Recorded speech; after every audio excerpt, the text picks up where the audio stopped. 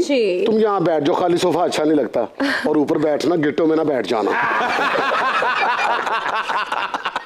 और पास बैठना, ज्यादा पास नहीं बैठना।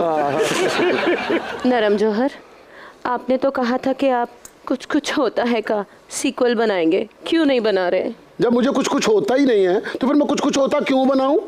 ये मैन्युफैक्चरिंग डिफेक्ट है वैसे। ओह माय गॉड, बट आज तुमने मेरे फेवरेट एक्टर को बुला के ना मेरा नेपोटिज्म भरा दिल जीत लिया है। हाय हाय, क्लेम आप करते हैं कि जी दुनिया का सबसे बड़ा अदाकार शाहरुख खान है, और फीफा वर्ल्ड कप में आपने 2 लड़कियां भेज दी, और वो भी दीपिका और नोरा।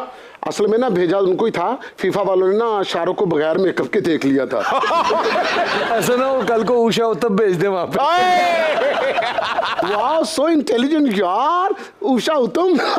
काली तेरी गुत्ती ते पर आंदा मेरा लाल वे,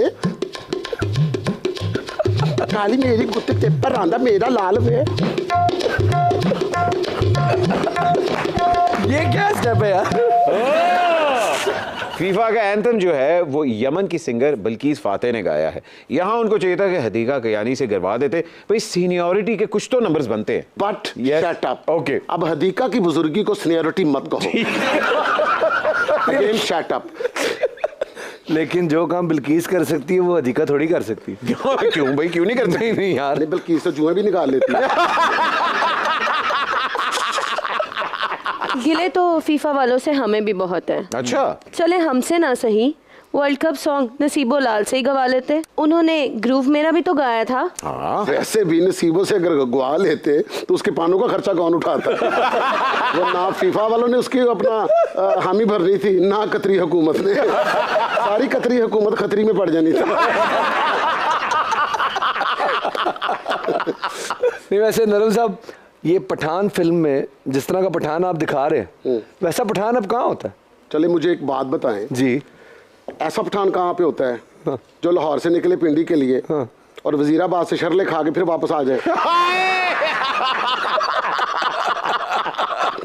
और सरकारी अस्पताल में दाखिल भी ना हो, और जब उससे पूछा जाए कि दिखाओ एक्सरे में गोलियां कहाँ हैं, तो वो कहे एक्सरे में गोलियां डिस्प्रिन की तरह हल हो गई। ये कहते कि गोलियां चूसने वाली थी। रगों में दौड़ती फिरती कि हम नहीं कायल, जो रिपोर्ट में ना आए वो गोली क्या है? नरम जौहर, हद है अदा। बट तुम्हारा रिक्शा स्टार्ट हो गया। चाचू गालिब के शेर पर सब खून मारने पर इस गुस्ताख नरम जौहर की जुबान पर दहकता हुआ कोला रख दिया जाए और इसको बर्फ की सिल पे बिठाया जाए। स्टीम मारेगा सर।